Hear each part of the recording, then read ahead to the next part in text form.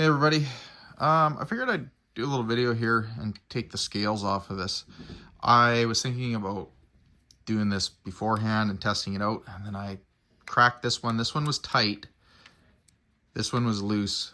I'm going to do the other side, but I want to do this in real time and show you guys what's behind the scales here. I think this thing is probably very minimally inletted, if at all, just because of the heft, but we've got those. These did not have Loctite on it, and this one was loose. So it's important to Loctite these things for the long-term reliability of the knife in the field. You don't want to have these loosen up on you. Oh, and they are a T9 in terms of the hardware. I don't know, maybe this is glued on. Maybe. Let's push this out. They might be glued on actually. Let's get that. Thread it on so that I can give it a little tap and get her to pop out. Not the best tool for the job, but it'll work. Oh yeah, that's tight. And that is, ooh, there we go. What is going on here? Why is this being difficult?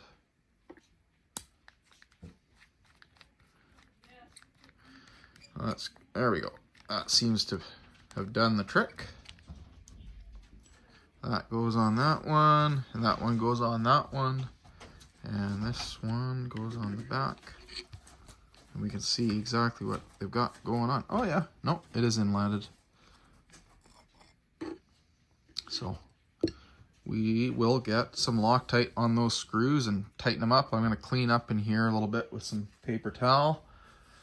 And yeah, put her back together and tighten it up. This is a chunky beast. There's no question about it. This is a stout knife. Nothing out of the ordinary here. All nicely radius. There's no sharp edges to create stress risers. It all looks pretty good. All right, I'm gonna show you the back side of these scales. Definitely looks like a burlap style micarta. There's a bit of oil or something on there. Not surprised. They came with a fair amount of packing grease or assembly lube on them. Get that on there. Nice tight fit actually. Everything's put together quite well.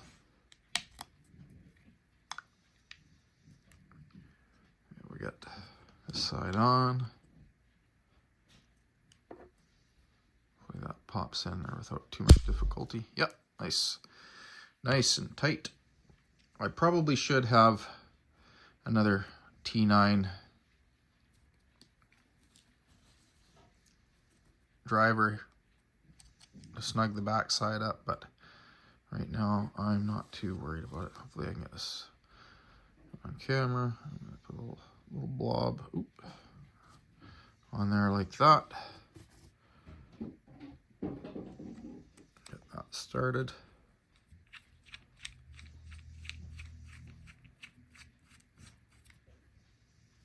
Oh yeah, that tightens down no problem.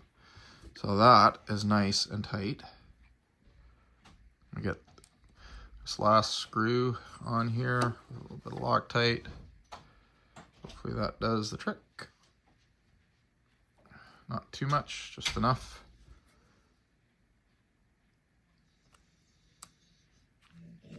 Make sure that is all snugged up. That's super tight. Those should not come loose during use. And that's all you have to do with these. I showed you on that little short video what I did with the Kydex sheath and putting some Loctite on the screws that attach the Tech Lock style belt attachment.